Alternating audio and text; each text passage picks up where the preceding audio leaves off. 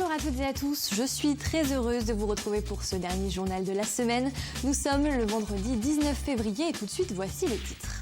Nous reviendrons sur cette réforme annoncée du Code de la route. À partir du mois d'avril, les candidats passeront un nouvel examen et il faut donc les préparer avec de nouveaux supports pédagogiques. Au Château d'Olonne, l'entreprise Rousseau est justement spécialisée dans ces publications. Alors en ce moment, c'est le grand rush. Nous ouvrirons également une page de sport avec un point sur le circuit des plages vendéennes. Nous reviendrons sur ce qui fait le succès de cette première course de la saison et notamment sur sa pérennité. Enfin, à quelques jours du 100e anniversaire du début de la bataille de Verdun, nous vous proposons de découvrir le témoignage d'un ancien poilu raconté par son petit-fils. On ouvre donc cette édition avec cette information. Le Code de la route fait peau neuve. D'ici le mois d'avril prochain, les candidats passeront donc un nouvel examen. Alors, dans les auto-écoles, les DVD d'apprentissage et les manuels du Code de la route sont en train d'être renouvelés. Dans notre département, l'entreprise Rousseau édite ses manuels pédagogiques depuis 1937. Elle rayonne sur toute la France, mais exporte aussi à l'international. Et en ce moment, c'est le grand rush. Reportage Élodie Pépin. Ils sont enfin prêts. Depuis une semaine, les commandes s'enchaînent dans l'entreprise Rousseau. Chaque jour, des milliers de nouveaux livres du Code de la route partent à la livraison. Direction les auto-écoles. Depuis une semaine, les commandes sont multipliées par 10. Donc on en a énormément. Il y a beaucoup de boulot. Et pour faire face à ce pic d'activité, au service logistique, 5 personnes ont dû être embauchées en renfort. Ça représente en gros 200 à 300 colis tous les jours. Alors que généralement 150, 200 et encore. Donc ça fait vraiment une grosse activité pour nous supplémentaire. Des milliers de livres de code à livrer, mais aussi des DVD, qui sont eux aussi à mettre à jour. Une tâche qui incombe aux infographistes. On fait des zooms pour expliquer à l'élève ce qu'il faut répondre en fait. La différence maintenant pour les nouvelles questions, c'est qu'on va faire le même travail, mais avant, ça sera un fichier vidéo. Car désormais, les séries compteront 4 questions vidéo et elles feront davantage appel au bon sens du candidat. Gestes de premier secours, comportement vis-à-vis des autres ou encore sensibilisation à l'éco-conduite. La réforme revoit en profondeur la manière d'appréhender la route. Continuellement, le Code de la route se réforme, donc il y a des petites mises à jour. Très récemment, il y a eu une mise à jour sur l'interdiction du port de l'oreillette, sur le grammage d'alcool au volant pour les jeunes. Mais une réforme aussi profonde que ça, c'était pas arrivé depuis la fin des années 90. Donc ça correspond vraiment à un pic de travail énorme pour nous. Des changements considérables qui inquiètent certaines auto-écoles car toutes ne sont pas encore équipées de ces nouveaux supports pédagogiques et certaines parient donc déjà sur un taux de réussite à l'examen inférieur à 2015 qui était de 71,49%. Et justement, il faut savoir que ce code de la route n'avait pas été modifié depuis 1998. Chaque année, près d'1 400 000 candidats passent ce fameux examen pour un taux de réussite qui avoisine les 78% en Vendée contre 70% au niveau national. Si cette réforme est souhaitée et saluée par tous les directeurs d'auto-école, elle fait tout de même grincer des dents car ils considèrent notamment que sa mise en place est trop rapide et regrettent de ne pas avoir été consultés. On est très heureux de voir en fait, cette réforme arriver. On est très mécontent de la façon dont elle se met en place. Mais si je parle d'abord de la réforme, c'est une très bonne chose. C'est des nouvelles thématiques sur le comportement, sur le savoir-être. Maintenant, il faudrait que les élèves puissent se préparer. Nos éditeurs viennent juste de nous envoyer pour nous les outils. Et on sait qu'on a un delta de 3 à 4 mois de formation. Donc les élèves vont peut-être un peu se retrouver confrontés à une vraie difficulté cognitive sur les contenus, sur la forme. Ça ne va pas être simple. Et après le code de la route, passons à un autre code, celui du travail. La ministre Myriam El Khomri a annoncé ce jeudi une nouvelle proposition de réforme du droit du travail. Et elle sera présentée le 9 mars prochain en Conseil des ministres. Elle prévoit plus de flexibilité sur la durée du travail, son organisation, les salaires ou encore les conditions de licenciement. Objectif, aider les entreprises à embaucher. Cette démarche est saluée par le patronat, mais extrêmement décriée par les syndicats. Je vous propose d'écouter tout de suite Nicolas Rouget, secrétaire général de la CGT Vendée, et Philippe Bellante, président du MEDEF 85. Aujourd'hui, malgré les mesures du gouvernement, les différentes lois Macron, les exonérations de cotisations offertes au patronat, le pacte de compétitivité, le chômage progresse, et notamment en région de plus 5% sur un an. Et donc là, on nous dit, mais on va aller plus loin, donc on va remettre en cause le droit du travail, moins de droits pour les salariés, et moins de droits pour les salariés devraient permettre de créer des emplois. Nous, on pense que c'est pas possible, et qu'au contraire, c'est en donnant davantage de droits aux salariés, en sécurisant l'emploi, que l'on parviendra à combattre le chômage. On va dans le bon sens, ça c'est sûr, mais comme d'habitude, on ne va pas assez loin. On ne va pas au fond du sujet, quoi. Aujourd'hui, le problème du chômage en France, il est simple. Et c'est que les entrepreneurs ont peur d'embaucher. Et pourquoi ils ont peur d'embaucher? Parce qu'ils ne savent pas ce qui va se passer à un revers de conjoncture. Et des revers de conjoncture, aujourd'hui, on en a des centaines. Chaque année, ça monte et ça descend. On passe au sport maintenant avec un point sur la course cycliste du moment, le circuit des plages vendéennes. Il n'y avait pas d'épreuve aujourd'hui, mais nous avons décidé de faire un point sur cette première course de la saison. C'est la 30e édition cette année et elle remporte toujours un franc succès. Les organisateurs maintiennent le cap financier et sa réputation est très bonne. Alors, quelles sont les clés de sa réussite?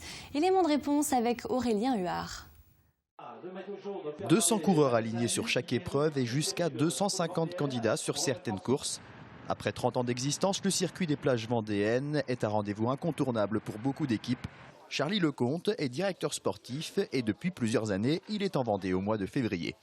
Au vu de la qualité des organisations, je pense que ça deviendra pour nous un rendez-vous incontournable. L'hébergement est bien, les parcours de récupération entre les courses est aussi idéal puisque c'est tout plat. C'est des courses très bien organisées et puis la sécurité est mise, des beaux parcours, voilà. 370 épreuves sont organisées tout au long de l'année en Vendée, plus d'une par jour, mais cela devient de plus en plus difficile. Les dépenses, et notamment celles liées à la sécurité, pèsent de plus en plus lourd dans le budget. Tout le monde veut se décharger. Sur les organisateurs, il faut maintenant être vraiment fiable pour être organisateur parce que on nous en demande, c'est vrai qu'on nous en demande de plus en plus, mais bon, c'est quand même normal, c'est normal. Le circuit des plages vendéennes fonctionne avec un budget de 130 000 €. Après l'hébergement, la plus grosse enveloppe est allouée à la sécurité. 18 motos sont mobilisées, mais aussi de nombreux signaleurs statiques qui sont indemnisés. Alors que la situation économique s'est dégradée et que les exigences sont de plus en plus grandes, le circuit des plages a-t-il les épaules assez larges pour perdurer ? La qualité des épaules, je ne la connais pas parce qu'à coup de vent, ça peut mettre vite par terre. On me dit toujours, oh, t'as une belle épreuve, mais je réponds que nos pédales sont quand même d'argile. Mais du fait que nous ne sommes pas une formule à étapes, parce que le problème, c'est les formules à étapes. Il y a des indemnisations supplémentaires, des frais complémentaires, que là, on reste, même si on est dans la saison, on reste dans des courses de préparation. Donc, tant qu'on peut tenir comme ça... S'il y a un problème, je dirais, c'est plus l'érosion des organisateurs. Il faut suivre la couleur de mes cheveux. Les organisateurs, malgré leurs cheveux blancs, peuvent s'appuyer sur une centaine de partenaires privés, dont certains sont présents depuis les premières années. Une base solide qui permet au circuit des plages de tenir la route malgré les coups de vent. Et à noter que le circuit des plages vendéennes continue puisque de nouvelles épreuves auront lieu ce week-end. Les amateurs ont donc rendez-vous samedi à Challans et dimanche à Chantonnay. Un mot du Vendée Globe, Jeff Pelé vient d'officialiser son inscription pour la course. Il est donc le 28e inscrit. Mais attention, comme nous vous le précisions dans une précédente édition, il n'y aura bien que 27 skippers sur la ligne de départ le 6 novembre prochain. Les statuts inscrits ou préinscrits sont seulement dus à des formalités administratives. Certains skippers inscrits ne sont donc pas encore complètement sûrs de participer à la course puisque leur budget n'est pas encore totalement bouclé. On en vient à l'agenda sport du week-end avec pour commencer du football. L'équipe des U19 de Fontenay reçoit Caen samedi à 14h30 au stade municipal pour la Coupe Gambardella. Il y aura également du ring hockey avec le match de demi-finale de Coupe de France. Le Poiré-sur-Vie affrontera Saint-Omer à la salle de la Montparière samedi à 20h. On passe au rugby avec la rencontre de Fédéral 3 entre La Roche-sur-Yon et Trignac. Début du match à 15h dimanche au stade Henri Desgranges. Enfin, pour terminer avec les rendez-vous sportifs du week-end, sachez que les amateurs de taekwondo pourront assister à l'Open international des Pays de la Loire ce samedi et à l'Open de l'Océan ce dimanche. L'ensemble des compétitions se déroulera au vent d'espace de Mouilleron-le-Captif. Suite et fin de notre série de la semaine sur les animations proposées pendant ces vacances scolaires. Ce soir, nous vous emmenons au Manoir des Sciences de Réaumur. Il propose différents ateliers aux enfants sur des thèmes variés. Et cette semaine, les petits curieux ont pu découvrir les plantes médicinales et aromatiques. Quand le végétal se raconte, reportage signé Sandrine Pelletier. Découvrir le parfum des plantes, prendre le temps de les sentir pour pouvoir les reconnaître, et puis goûter les graines de moutarde blanche ou de coriandre. Ce sont ces expériences souvent inédites que sont venus vivre les petits herboristes en herbe. Les enfants sont vraiment dans une posture d'observateur. C'est-à-dire qu'ils se disent, souvent en sortant de nos ateliers, qu'à partir d'observation, on peut découvrir beaucoup de choses. Là, vous l'avez vu dans l'atelier, ils ont senti, ils ont regardé. C'est comme ça qu'ils ont essayé de trouver le nom des plantes ensuite. Alors on le met aussi contre les rhumes. C'est bon pour le système respiratoire, pour bien respirer. Présentes dans les tisanes, dans les plats et même dans les crèmes de maman, certaines herbes sont familières aux enfants. Mais ils ne savent pas toujours à quoi elles ressemblent dans la nature. Alors, rien de mieux que de planter soi-même ses propres graines. Et puis, mettre les doigts dans la terre, c'est quand même bien rigolo.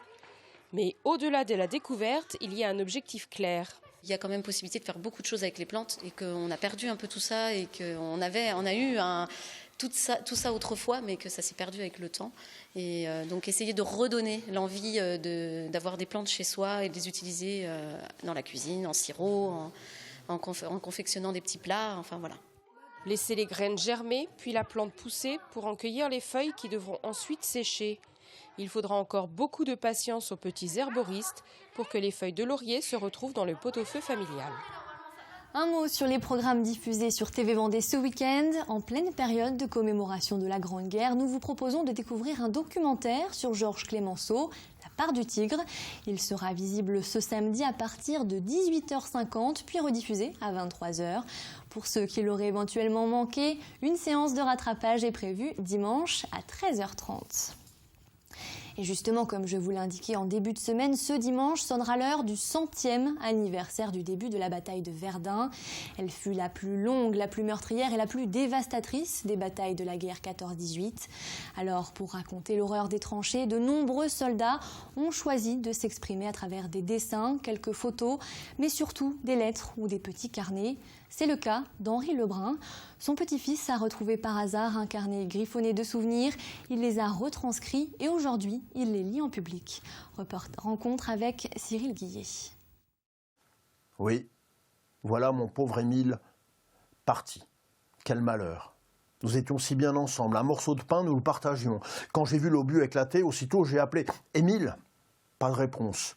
Je m'approche du trou et je le vois là, étendu, sans vie, obligé de regarder sa plaque pour le croire. Francis Lebrun lit ici des extraits du journal de guerre de son grand-père. Né en 1891 près de Tourcoing, Henri Lecomte est affecté au 1er régiment des sapeurs en 1914. Il consignera chaque jour de cette année et de celles qui suivront dans ce petit carnet noir, et ce dès le premier jour du conflit. Aujourd'hui, samedi 1er août, nous avons touché les effets de guerre. Joueur de sous-bassophone, il est affecté à la musique du régiment. Les marches sont interminables et les conditions de vie parfois inimaginables. Au réveil, nous apprenons avec tristesse qu'un soldat de la 12e compagnie vient d'être tué par son capitaine pour avoir fait du bruit pendant la nuit. Tout le reste de la journée se passe à ranger nos gourbis. Ce journal, Henri Lecomte l'a écrit à l'attention de ses parents. Son petit-fils prendra connaissance de son existence après sa mort. Dans les années 80, il décidera de le retranscrire et d'en faire un livre. Depuis, il partage cette mémoire familiale avec le public à travers des soirées où il se fait la voix de son aïeul. Nous sommes relevés le lundi 11 janvier par le 84 et nous sommes encore en train de transporter les blessés. Il a écrit le carnet, bien sûr, pour qu'il soit donné à ses parents, pour qu'ils sachent, il le dit, hein, comme ça ils sauront ce qu'a été la vie militaire de leur fils pendant ces épreuves. Et je pense que c'est intéressant que cette mémoire-là ne s'évanouisse pas. Les années 1915 à 1917 seront à noter avec moins de rigueur. L'usure de cette guerre interminable se fait ressentir et le récit s'interrompt brutalement en 1917. J'ai appris bien longtemps après qu'en fait il a arrêté d'écrire parce qu'il a été blessé et évacué loin des lignes de front. De retour chez lui, il parlera que peu de ces années de conflit, mais dira sans retenue que c'est la musique qui l'a sauvé. Après la guerre, elle tiendra une place essentielle dans sa vie. Et pour ceux qui souhaiteraient assister à l'une de ces lectures publiques, sachez que Francis Lebrun, alias le passeur de mots, se produira lors d'une soirée lecture à la médiathèque Jim d'Endurant de Fontenay-le-Comte. On jette tout de suite un coup d'œil sur la météo de ce week-end, au programme de la grisaille et de l'humidité. Côté température, ça s'arrange puisqu'il fera nettement plus doux. Le bulletin météo d'Armelle Pavageau arrive tout de suite après ce journal. C'est la fin de cette édition, merci de l'avoir suivi. Lundi, vous retrouverez Élodie Pépin pour l'actualité de notre département. D'ici là, passez un très bon week-end et à bientôt.